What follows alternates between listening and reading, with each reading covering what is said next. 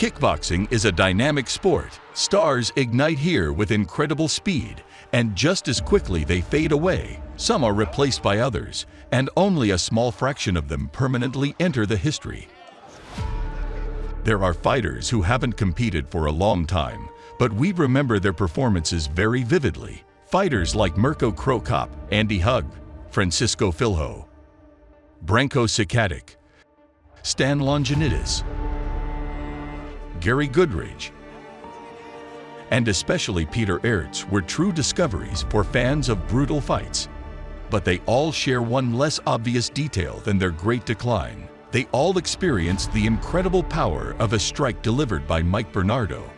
We often refer to a particular fighter in our videos as a knockout artist with remarkable victories under their belt. But this fighter is one of the brightest illustrations of what a predator can be, locked in a one-on-one battle with you. In this video, we will only look at a few victories of Baruchan, as he was affectionately called in Japan. You will learn what makes him so special in just a moment. And we are diving into the history of the K1 promotion, where Bernardo demolished his opponents. Let's dive right into the action. The encounter between Mike Bernardo and the American Eric Esch, nicknamed Butterbean, is a spicy one. Despite his less impressive physical appearance, believe me when I say that Eric was a truly tough fighter whose record was unmatched by contemporary kickboxing and MMA stars. This fight could have gone either way. The bout begins, and oh, what a sight. Both fighters look charged up and highly aggressive.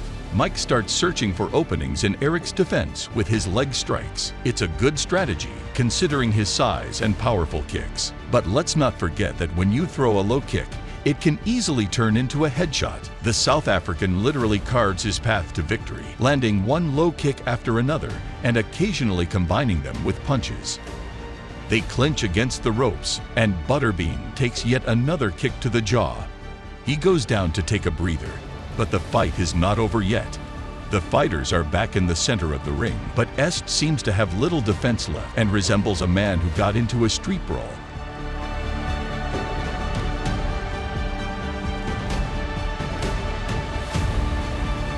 And now regrets it. The fight continues with the same script. Thunderous low kicks by Baruchan.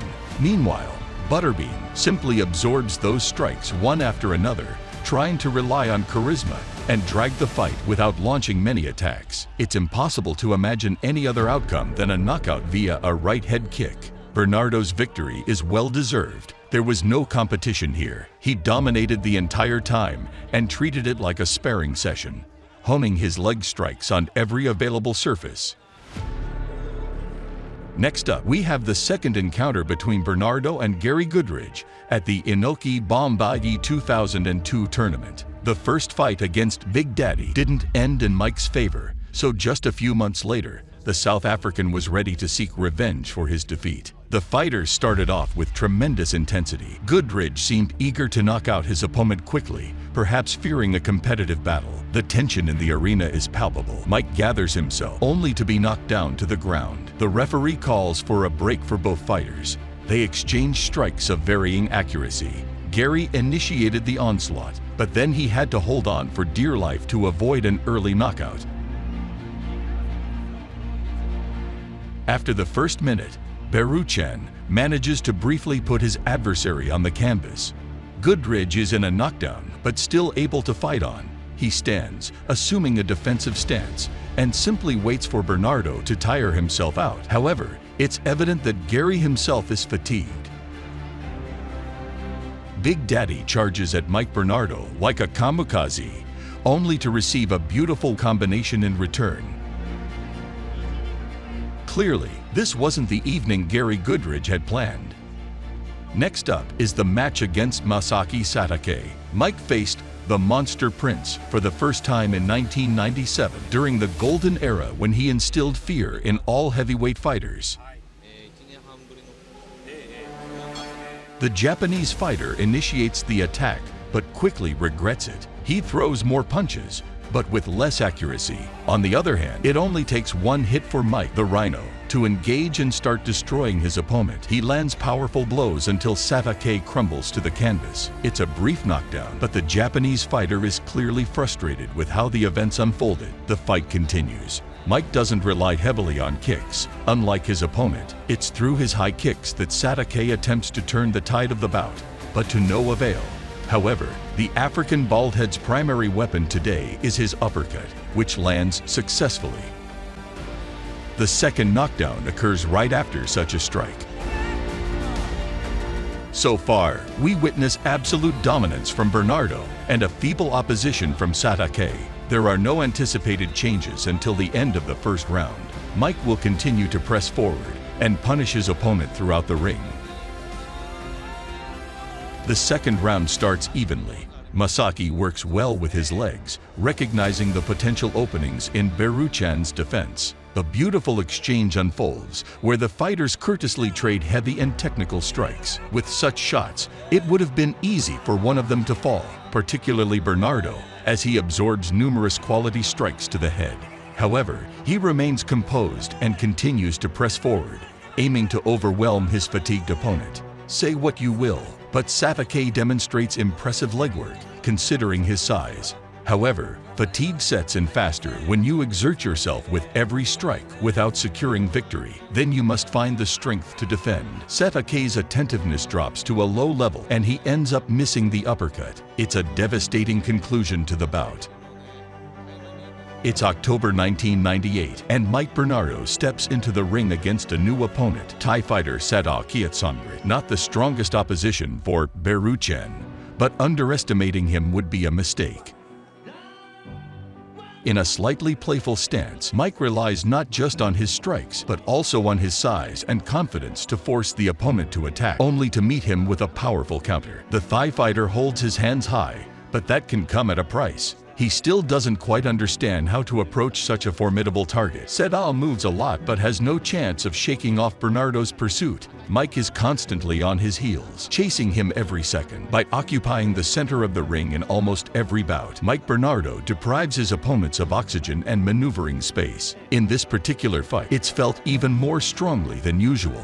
The Thai fighter is constantly pressed against the ropes. In such an environment, near the ropes, Kiatsongrit meets his defeat. In the corner of the ring, he absorbs blows to the body and head, and the familiar uppercut from Mike seals the deal. Another relatively straightforward victory to add to the African's treasure trove. What matters most to us is the spectacular knockout.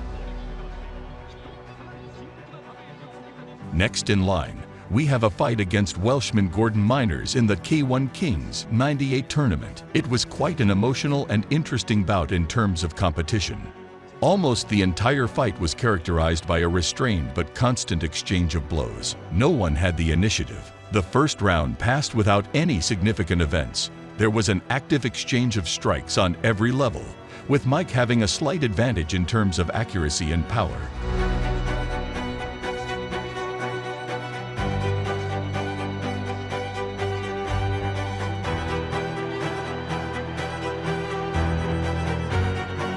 In the slow-motion replay, we are reminded of the only moment in the fight when things could have ended equally poorly for both fighters. There was a brief exchange in the corner of the ring initiated by Bernardo, but he could have also fallen victim to an unexpected strike. However, it didn't happen, so we move on to watch the second round. The second round immediately grabs your attention. In moments like these, with such powerful strikes, you realize that you're watching the heavyweight category, and these men are tough, fighting with intensity and full commitment.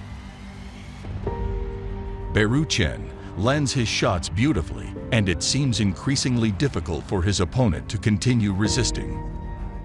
The second round gradually tilts in Bernardo's favor. A clear confirmation of this is the low kick that brings Miners down.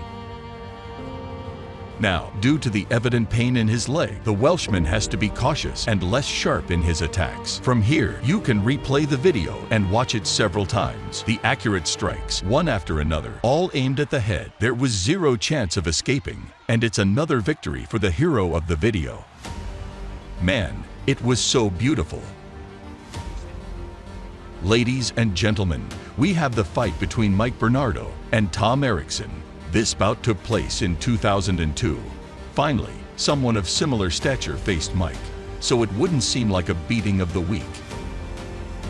In an atypical turn of events, it was Tom who took the lead. He effectively initiated the attack, pressing Mike into the corner and clinching before throwing him to the ground. It wasn't an easy start for Bernardo. The fighters were back on their feet, and miraculously, the secret to countering Eriksson's style was to clinch and hang on to the African fighter. Eriksson attempted to take control, but it's worth mentioning the excellent defense displayed by Baruchan. After receiving a couple of gifts from Mike, Tom became less active. The feeling of invincibility left him. However, something unexpected happened, and Bernardo suffered a short knockdown. And then another one. It seems like we didn't choose the right fight to review, because everything is leading to the defeat of our video's hero. Tom Eriksson felt that his strategy was working and tried to capitalize on his success to finish off Bernardo, but to no avail. The boxers are in the center, and look at that. A right hook sends one of the fighters to the ground, but this time it's the American.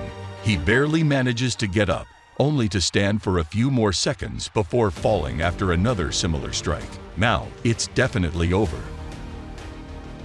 Of course, there is great respect for such a high level of competition, but when you're facing a master of powerful strikes, you can lose the advantage in an instant. Finally, let's take a look at one of Bernardo's encounters with a true K1 icon, Peter Aerts. Their multiple showdowns have become legendary, and it's completely justified. Let's focus on their fourth meeting. The fight starts lively and extremely brutal from both sides. Frequent clinches only frustrate the referee and don't give much advantage to the fighters. Aerts is the first to declare his desire to win by delivering a lightning-fast combination. Mike is taken down, and it's not looking good for him, but he's ready to continue. There is brutality, but no contempt between the fighters. They have to fight to the death in the ring to survive the bout. At this point, their personal score is 2-1 in favor of Bernardo. He's lacking precision at times, which is why his opponent is still standing. And when it becomes really dangerous, Aerts resorts to clinching. The first round is behind them, and it was tense. In the second round, Mike moves forward, not with a strike, but rather with the force of his will, and sends his opponent to the floor. The fighters are back on their feet, and it's becoming apparent that the African fighter is deviating from his plan for the second 3 minutes. There's a greater sense of focus, and his strikes are landing much more frequently. Mr. K1 is in big trouble. The fighters are visibly exhausted and stumbling. Leg kicks and powerful hooks come into play. The second round undoubtedly belongs to Bernardo. He is incredibly accurate with his strikes and confidently approaches victory. But there's a break, and everything can change. The third round, Peter takes his time and looks for opportunities to finish the fight. Baruchan, on the other hand, holds back as if waiting for fatigue to knock on the Dutchman's door. There's a prolonged clinch, and then the show begins.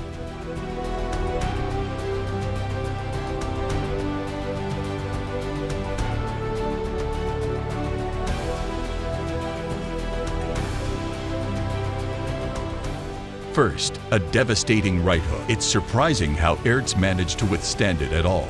Bernardo keeps holding his opponent, preventing him from leaning on him with all his weight while continuing to strike. He receives no responses and keeps intensifying the situation. And then, the grand finale, a series of heavy hooks. That's Mike Bernardo in a nutshell. If he finishes, he does it with flair. The score between them becomes 3-1 in favor of the Bald Destroyer. We are grateful to Mike Bernardo for all those incredible performances he showcased. The technique, the strength, and the power in every strike. That's the same magic of martial arts that captivated us in this sport. Only the series of matches against Peter Aerts was enough to justify the existence of the K1 promotion. They faced each other 6 times, and the final score of their encounters was a cinematic draw 3-3. Bernardo was not only an outstanding fighter, simply high class, but also a wonderful and decent human being. He believed in God and prayed before every match for the health of both himself and his opponent. He didn't show contempt for his opponents and didn't consider himself better than others. He simply stepped in and did his job. His life was cut short quite early. Prolonged depression erupted and took away this exceptional figure. As a token of gratitude for everything he accomplished as an athlete and a person, we made this video. If you enjoyed it, we would appreciate any engagement from you. Like, comment, and make sure to subscribe if it's your first time on our channel. There's only more to come. Thank you for watching and stay tuned with Sport Legends.